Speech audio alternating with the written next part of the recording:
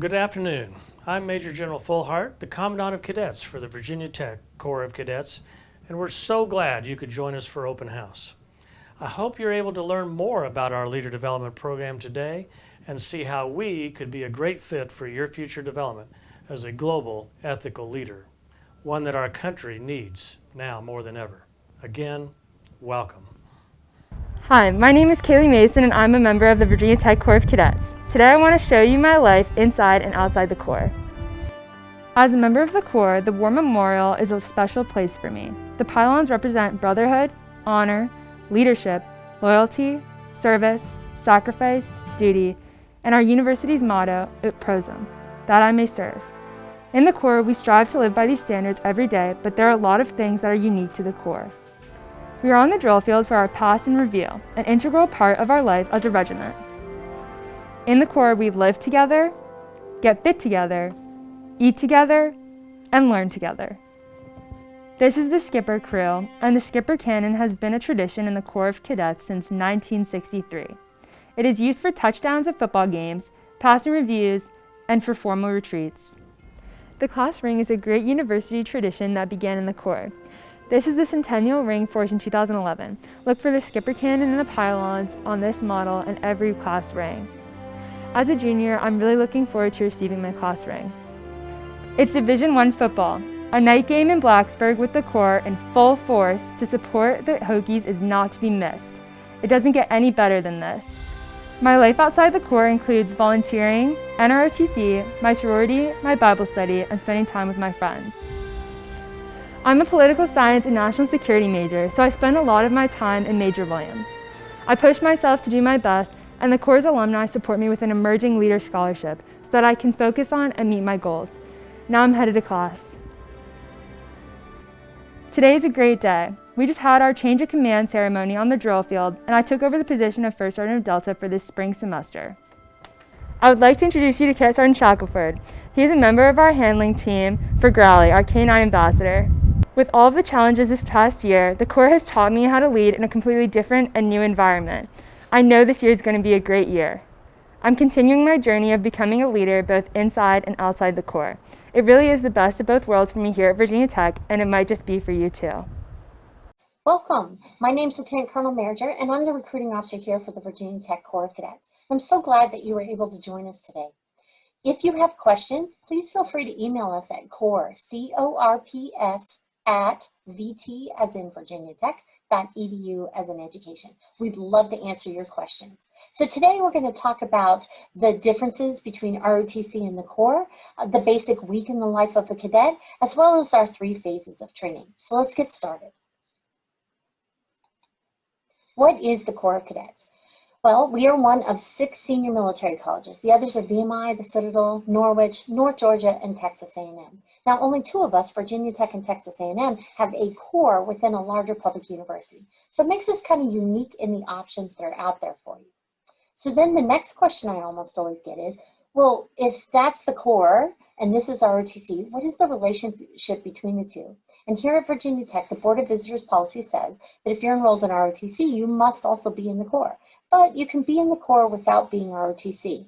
So what that means is that we have 2 tracks. We've got a military track and a citizen leader track. Now these are 2 equal ways to go through our program. Our military track is comprised of our 3 ROTCs, the 3 of the largest, and of course, in my opinion, 3 of the best ROTCs in the nation. So come seek out those leadership opportunities right here in our ROTC programs, and they are going to give you a lot more information about that later. But one thing I will say is that you should think of ROTC as a second major. You know, if you're going to go be an engineer, you're going to take classes in engineering, labs in engineering, you try very hard for an internship in engineering, you graduate, go become an engineer. Well, think of ROTC the same way. You're going to have a class in ROTC every semester, a lab in ROTC every semester. You're going to have an internship, if you will, right? A bit of a stretch for the Marine options out there, but you're going to do the summer training, and then you're going to graduate, commission, and go become an officer in the military. So think of ROTC as a second parallel major that you're pursuing while you're in college. The Corps, on the other hand, we're really this day-to-day lifestyle that you're going to lead while you're here. And the university likes to refer to us as a residential learning community, but that's a bit of a stretch. But again, we're this day-to-day lifestyle. We're the uniforms. We're the morning formation. We are some of the parades, right? We're going to be that day-to-day lifestyle. And like I said, these are two equal ways to go through our program. Our citizen leader track is for those students who maybe know ahead of time, military is not for me, but I know I want this kind of leadership development. I want this kind of camaraderie. I want that assistance, making that leap from college to my career that the Corps can offer. And I know that this is how I want to go through college. So here's the meat and potatoes of it. If we were to lay out all of the lifestyles I think you could live while you were in college, I think they fit along this continuum. On one end of the spectrum, you have the civilian university or the ROTC only program. On the other end of the spectrum, you have that all military, all the time school, right? The service academy, a lot of sister senior military colleges kind of fit on that end. Right in the middle, you've got Virginia Tech and Texas A&M. And like I said, we're the only two that have that core within a larger public university. So it makes this kind of unique among the options that are out there for you. So I would say there are three basic differences of being here compared to being at a civilian or ROTC only program. The first is that we're going to give you a lot more academic transition between high school and college. You know, the average GPA of a high school senior being offered admission at Virginia Tech is a 4.17.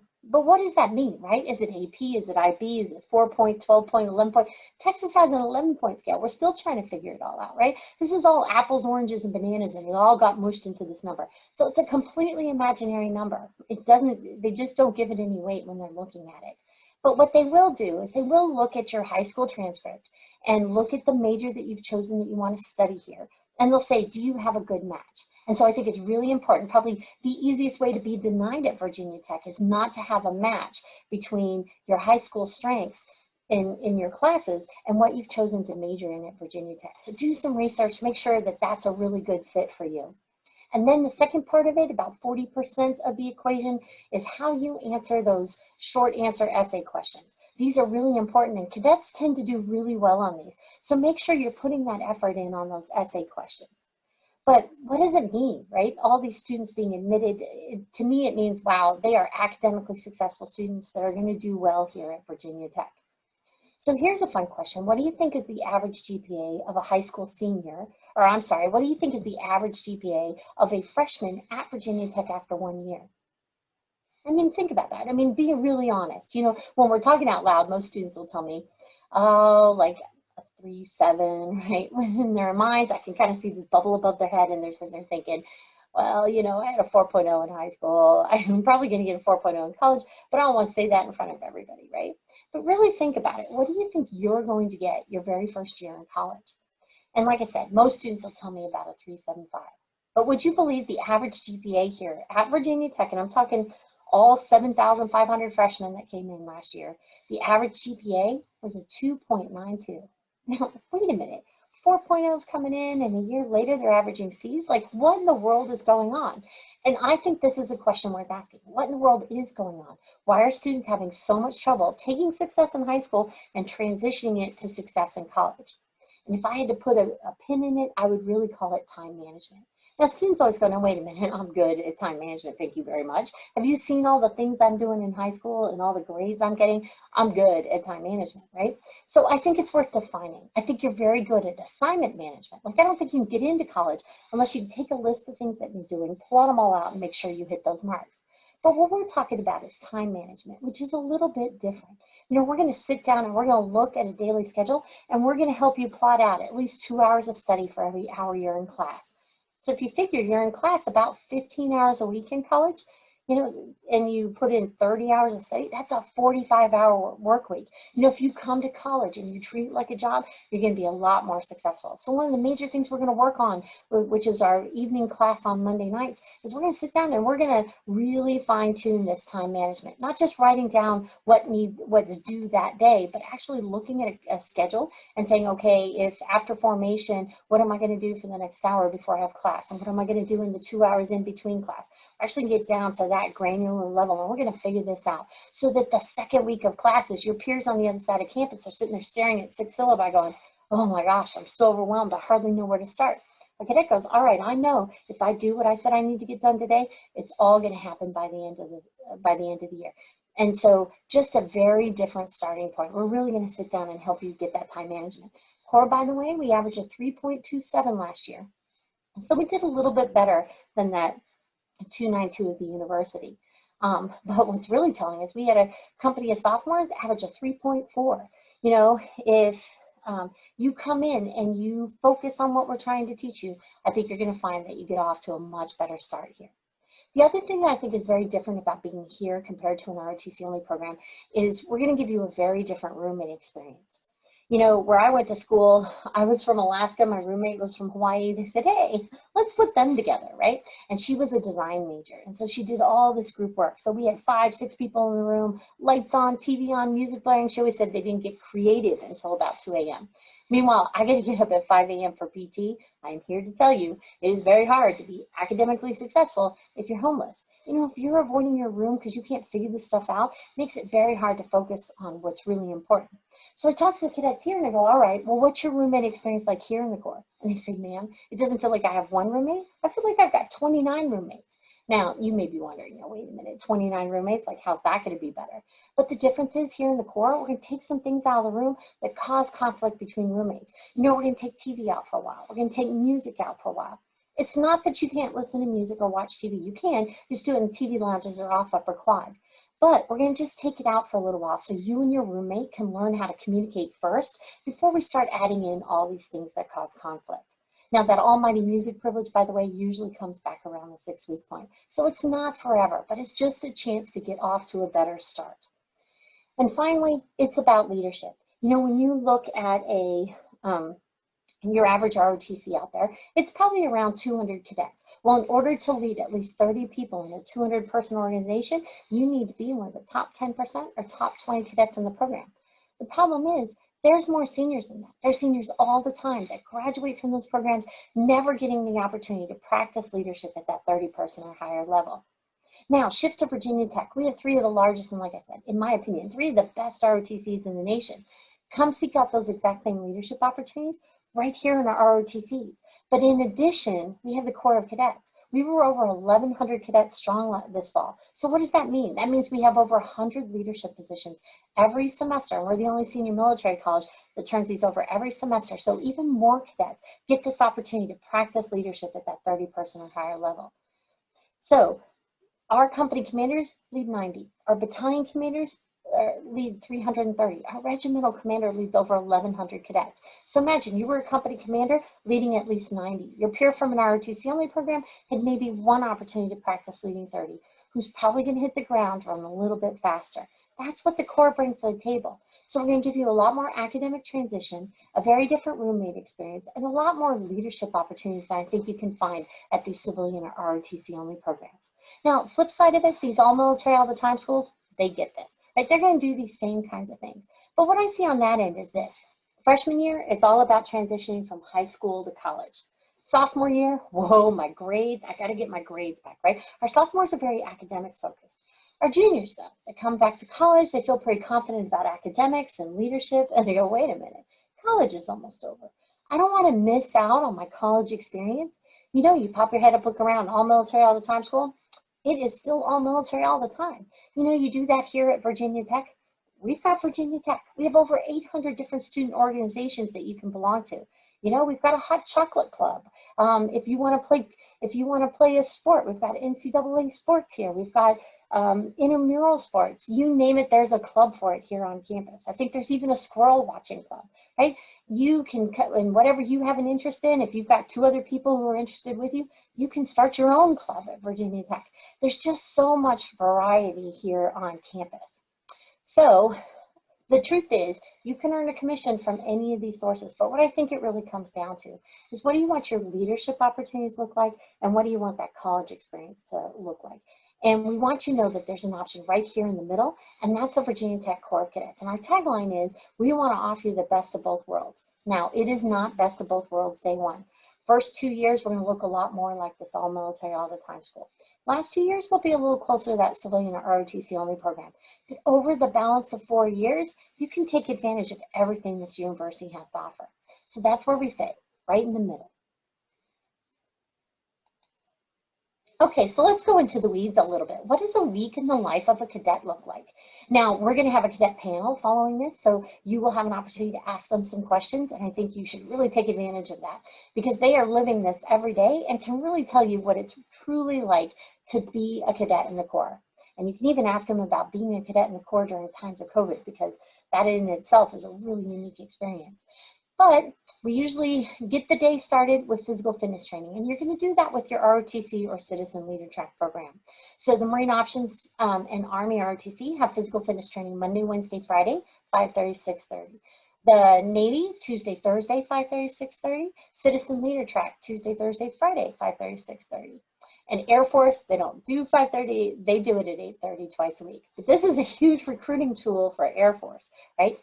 They've actually had some of the highest PT scores in the nation, and they have continued to do that for the last 5 years. So it is a little bit of a benefit for them. But why they have it during the day is that that's actually a class where they're learning how to administer a physical fitness training program, because that might be one of their duties when they first get out on active duty. So they've got to learn how to do that. So the juniors and seniors are actually doing all of the planning for the class, and the freshmen and sophomores are actually executing the class. So it's a great way to learn how to run a physical fitness program. And they typically have that twice a week. Now I have it on Monday, Wednesday, but I think there's also a Tuesday, Thursday section. It's just whatever works with your classes. And then we have about 10 hours. I'm going to tell you, those are your 10 hours to be a professional student. Need to be going to class, kind of a given around here. But it's also when you can go work out. You can go eat lunch with friends from high school that might be here at Virginia Tech. Or you can go do laundry. Whatever it is you need to do, that's your time to manage. And truly the successful students here at Virginia Tech are the ones who learn how to manage this time the best. And then in the evenings, we're going to eat 2 meals a week together. One is freshman eats, where the freshman class eats together. It's pretty relaxed. It's just an opportunity for you to get to know and meet all of the other freshmen, maybe outside your company as well. And then one day a week, you'll probably have company eats where your company will eat together.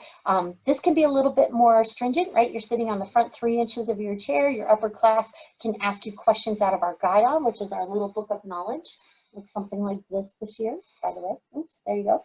And then, but as you become a sophomore, junior, senior, this year, 1 time a week, sit down and eat with your buds. So 2 meals a week freshman year, 1 meal a week sophomore, junior, senior year. You'll also have some red phase training. We're going to talk a little bit more about what red phase means, but you'll have about half an hour of red phase training during the first 6 weeks while we continue some of that military training we could not fit into New Cadet Week. You'll also have your ROTC or Citizen Leader Track lab on Tuesday afternoons from 3:30 to 4:45, and your core lab on Thursdays from 3:30 to 4:45. So you'll always have those 2 labs, but you're going to find that most of the majors here on campus know this and can work, or you can find other sections that you can take your classes in. So it shouldn't be too much of an issue. And then on Monday night, you'll have that Management 1945 class that we talked about learning all those study skills. It meets a portion of the semester until you kind of really get the hang of that, and then that turns back into study hours. Now, our study hours are called Evening Call to Quarters, ECQ, and they are from 7 to 11 for first-year cadets, drops to 7 to 9 for sophomores. Juniors and seniors don't have mandatory study hours, but they cannot be blasting Fortnite as loud as they can get it. Okay, this is mandatory quiet hours here in the residence halls, and it's maintained both by the upper class cadets as well as the senior enlisted advisors. Now, if you know you have a test that you want to get up, that you want to stay up for, studying for, or I want to get to bed early because I know I did all my prep early, and I want to get a good night's sleep, you can request early lights or late lights. But as a leader, you're going to be planning ahead for others, so we want you to get used to planning ahead for yourself. So you do have to request at least 1 day in advance, but as long as you do, it's always approved. And then we'll have on the weekends, we attend home football games when it's not the time of COVID, and we also have Pride nights where companies get together to do something to build pride in the company. And then we typically start our evening call to quarters a little bit early on Sunday night, so you have a chance to sit down and request those early lights and late lights and get everything up the chain before we start study hours. So this is a typical week in the life. And like I said, if you have questions, I hope you reach out and talk to the cadets during the cadet panel. So we wear basically 4 different uniforms here. We start off with white shirt. White shirt's our most common uniform. It's a short sleeve white shirt with blue-gray trousers. We also have a long sleeve blue-gray shirt we can wear when it's a little colder outside.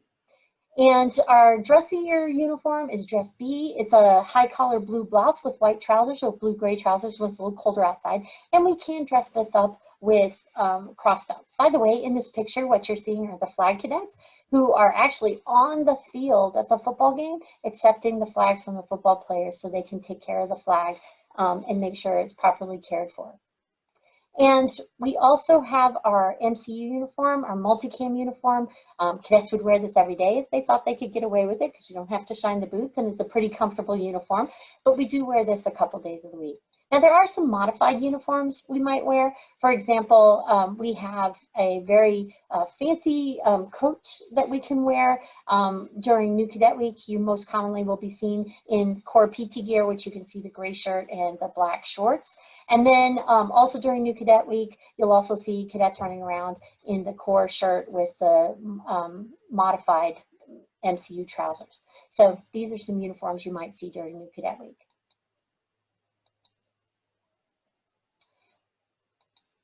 So what are the 3 phases of training? Now, we have 3 phases of training. They happen to be red, white, and blue, go figure, just like the flag. And we also have New Cadet Week that kicks it all off. So this is 1 week before school starts for all the other students at Virginia Tech. And this is everything you think of in terms of boot camp. It's the haircuts, it's the uniforms, it's learning how to march. And learning how to march and learning how to march. There's a lot of marching in this week because we're trying to get ready for the New Cadet Parade, which is the following Saturday. So your family drops you off, you got your hair, you're wearing civilian clothes, you're like, go, go, go, I got this, right? They don't hear from you for a week because there's no electronics during New Cadet Week. So the next time they see you, gentlemen, you've got a haircut, ladies, you've got your hair up, you're wearing your uniform and you're marching with your buds down on the drill field. It's a pretty amazing moment. And then Monday morning, class starts, and that enters red phase. Now, red phase, like the color, is the most intense time frame because there's so many new habits that you're trying to learn, right? This takes 2 weeks to learn a habit. We're going to tell you it takes about 6 weeks to learn all the new habits that it takes to be at a senior military college. So we're going to continue mastering basic military drill and how to sound off and customs and courtesies, right? And we're going to continue to work on that during red phase. But eventually you're going to get it, and this is all going to kind of start to flow for you. But we're also going to start learning how to be a student, right? And this is where you're going to start working on that goal setting and time management. And we're going to take all those skills you learned in high school and really start mastering them for being a college student. And then you're also going to focus on being a peer leader, which is probably the hardest type of leadership there is. Now, at the end of red phase, we're going to go on the first half of the Caldwell March. So we do the Caldwell March. It's named after William Addison Caldwell. He was the first student here at Virginia Tech. And he and his brother walked 26 miles to be the first students here. Now, I always get asked what happened to his brother. His brother got waylaid at a downtown bar, so the story goes. And that's how come Addison became our very first student. But we break this up into 2 13-mile hikes. So we're going to start off at the Caldwell Homestead, follow along the Appalachian Trail, and end up at a park named after the Caldwell brothers. And then we come back up here, and the freshmen usually earn their first privileges. Now, I don't warn you, the upper class sometimes have a sense of humor about this. But for example, they gave the freshmen the right to grow their hair to a 1/4 of an inch and listen to classical music up here on the quad. So if you can imagine the 1812 overture rocking the Corps walls, that's kind of what it's like. And then that Monday morning, we shift into white phase. Now things kind of level out around here. We don't back off on the requirements we have for first year cadets, but we don't keep ramping them up either. You're starting to get the hang of things, right? So now we're going to focus on cadet leader school. We're going to start talking about becoming a fire team leader, which is a sophomore leadership position that mentors 2 to 3 freshmen. So we're going to start talking to you about the nuts and bolts of how that's done, plus the theory and ethics. That'll conclude with the military ball in February, and then we shift into blue phase. Now, blue phase, this is the last portion of the school year. You're going to continue working on those leadership skills. You're going to have a chance to interview for a fire team leader position, and if you earn one, you start to shadow the person you're going to replace in the fall. We also go on the second half of the Caldwell, so we start off at that park where we left off. We go straight up over Brush Mountain and march back onto campus. It's a big day around here. The Corps comes marching down Main Street. Everybody's honking and cheering as we get to Upper Quad. We fire the cannon. The freshmen form a circle. They do an about face, and they get to greet their upper class by first name for the very first time in the year. It's a huge marker in the freshman experience. And then it doesn't really end until the change of command. Now, during the change of command, we're going to host our parade down on the drill field. We're going to ask the seniors to step out of the formation and join us in the reviewing party. And they're going to turn around and look back at that formation they were a part of for 4 years. Then the juniors move up into the senior positions, the sophomores into the junior positions, and the freshmen into the sophomore positions. Now, this is the hat throwing ceremony. You're like, woohoo, we did it, right? But one thing I've always noticed about the seniors, they're a little nostalgic, like, wow, I can't believe it's already over. You look back at the freshmen, though, they're coming out, their skins are so excited to be sophomores. So that kind of gives you that rhythm of the freshman year. Phew, so that's been a lot. So let me take a quick break here and talk about the Heidi Tidies. If you have band experience, we would love to talk to you about joining the Heidi Tidies. We have an additional $1,000 stipend that we can offer to students who choose to join the Heidi Tidies as their company here in the Corps. If you have music experience or you play the bagpipes, we would also love to talk to you about being in the Heidi Tidies. It's an amazing company to be a part of here in the Corps of Cadets. And like I said, we have an additional $1,000 stipend. They travel to parades during non-COVID times. They also do performances here on campus, and they are down on the football field, which is just an amazing experience when you have 67,000 people standing in the stands. So I hope you'll reach out and talk to some of the cadets about what it means to be a Heidi Tidy. So how do you apply? Well, there's two ways. You can use the coalition application or the common application. I'm going to highly encourage you to use the common app. The core question is very easy to find on that application. We are question number 6. So when you come to the Virginia Tech section, question number 6 will ask you, do you wish to enroll in the Virginia Tech Corps of Cadets? Yes, no, or send me more information. If you choose send me more information, you'll still have to pay the application fee, and we'll send you a letter later, and you can choose to join the Corps later. Be careful with that. If you don't join and do that before about the second week in February, you're going to also miss out on the Emerging Leader Scholarship. Now, if you choose yes, one, you get to skip the pay page. So you're going to notice that you get to apply to Virginia Tech for free. You'll also notice that you are given additional consideration as a cadet, which means that, you know, if there are 3 people applying from your high school, one's going to be admitted, one's going to be denied. The one in the middle could go either way. That, by definition, is the wait list. And a cadet who falls in that area will be offered. Also, you'll automatically be considered for Emerging Leader Scholarship. There is no application for this other than choosing yes on the Virginia Tech application. Use your Virginia Tech information to do this board the second week in February. The scholarship is worth $8,000 in-state, $12,000 out-of-state. It's $1,000 a year in-state, $2,000 a year out-of-state. And we usually award around 200 of these, depending on how much funding we have available to that incoming class. Well, thank you very much for your time. And please know that I didn't get a chance to go into the ROTC/Corps scholarship timeline that I usually recommend. So if you're interested in that, please come to our website, vtcc.vt.edu, and click under visit and learn more and learn how to register for that. Have a great Hokie Day.